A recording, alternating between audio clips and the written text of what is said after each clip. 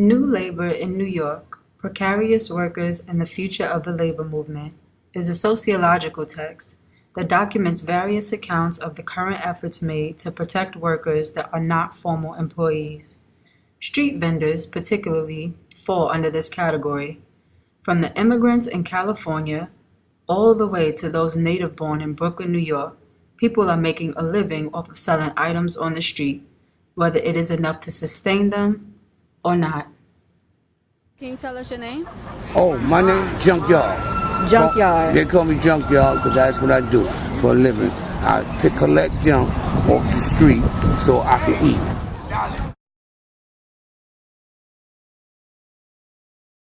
You know, because the money we do get on this other side is not enough to feed a family, you know. And that's why I do every day. I do it 7 days a week, all right? We have a lot of other problems, you know. We have police problems and stuff like that, but it's, you know. And Where do you get your items from the cell?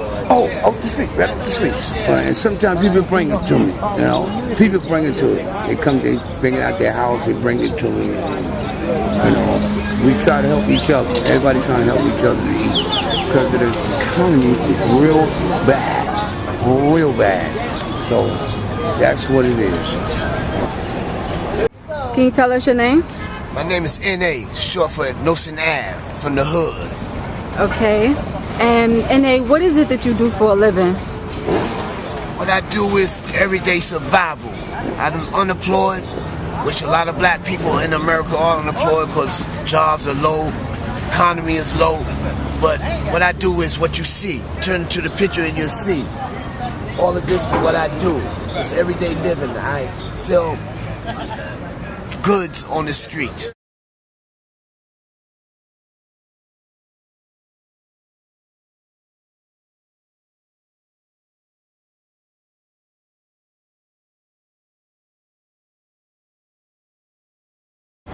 Hello, may you tell us your name? I'm Margot Hughes. Margot Hughes, and you live on Hancock and Nostrum, right? Exactly. Okay. And what is it that you do for a living? Currently, I am the owner and proprietor of this antique vintage shop. And I collect and sell beautiful things.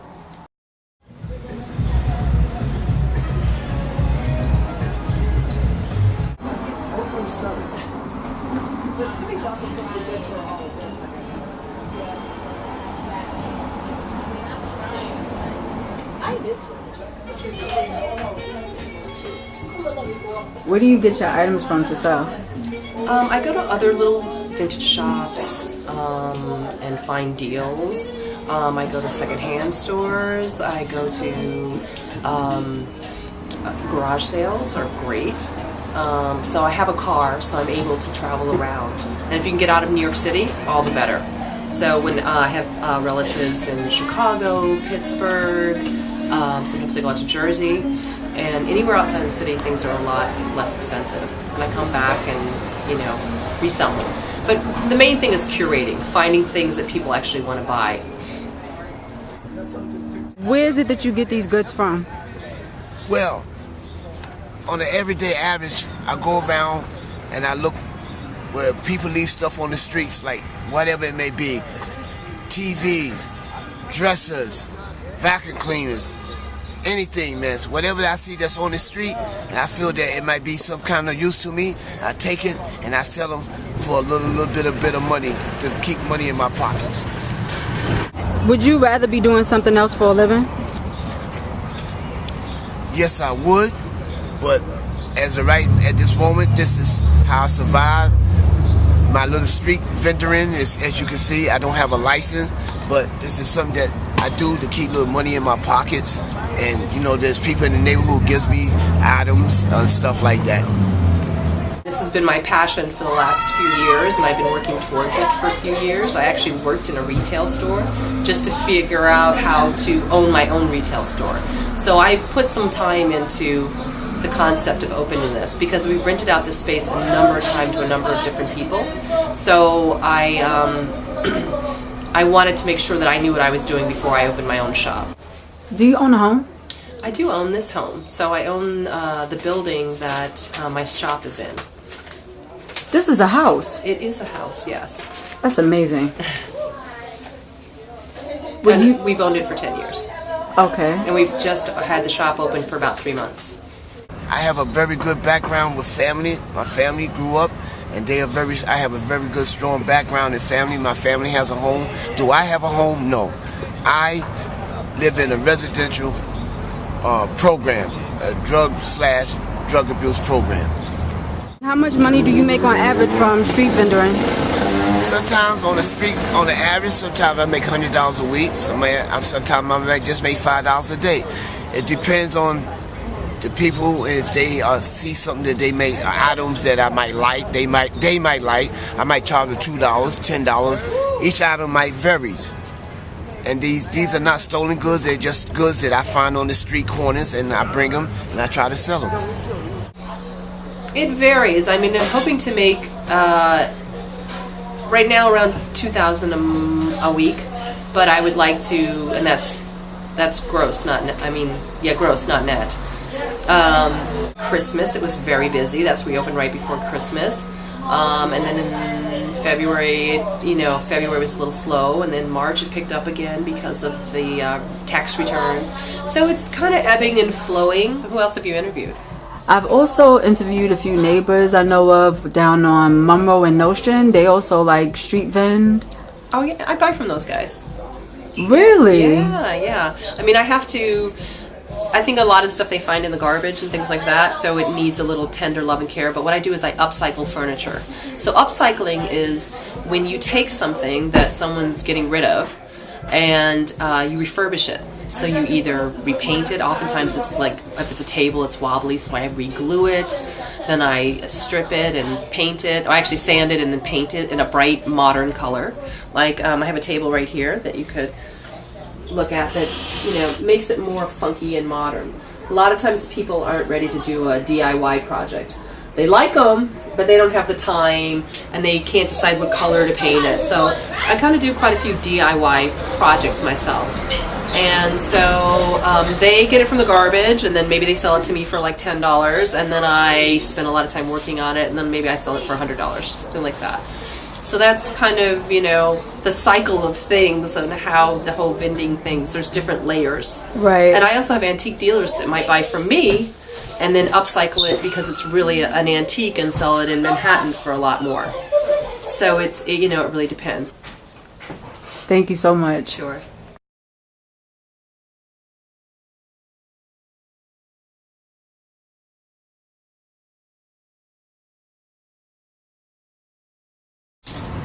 Hello, can you tell us your name? My name is 99. All right, 99. What is it that you do for a living? Oh, I do all sorts of things. I buy and sell antiques. Where is it that you get your items from? All around.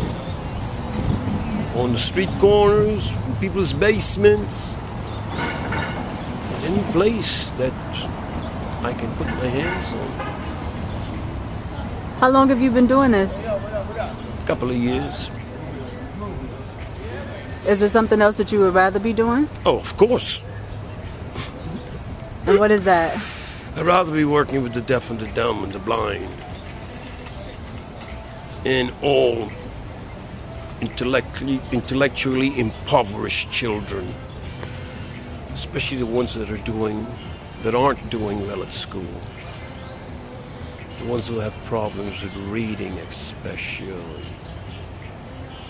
And why is it that you're street vending instead of pursuing what it is that you'd rather be doing? Oh, like it said, it's a long story of irresponsibilities.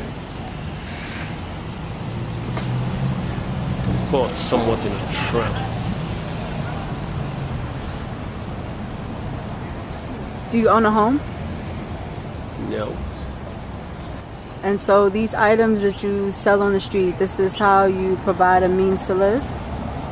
No, that's a tertiary means. I have a customer. Yeah. I'll have to ask to be excused. No problem.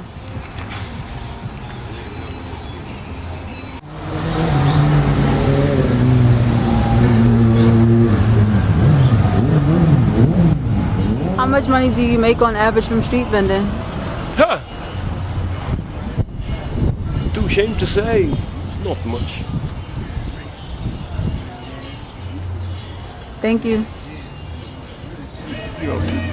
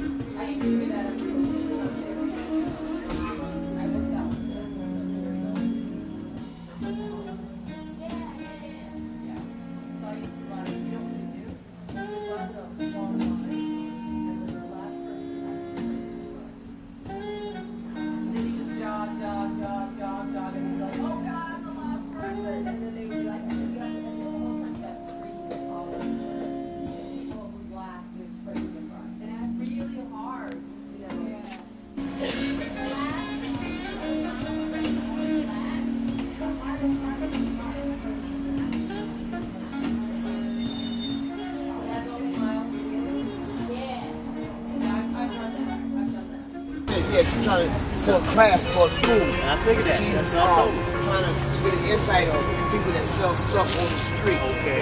Not without not licensed, but urban type stuff.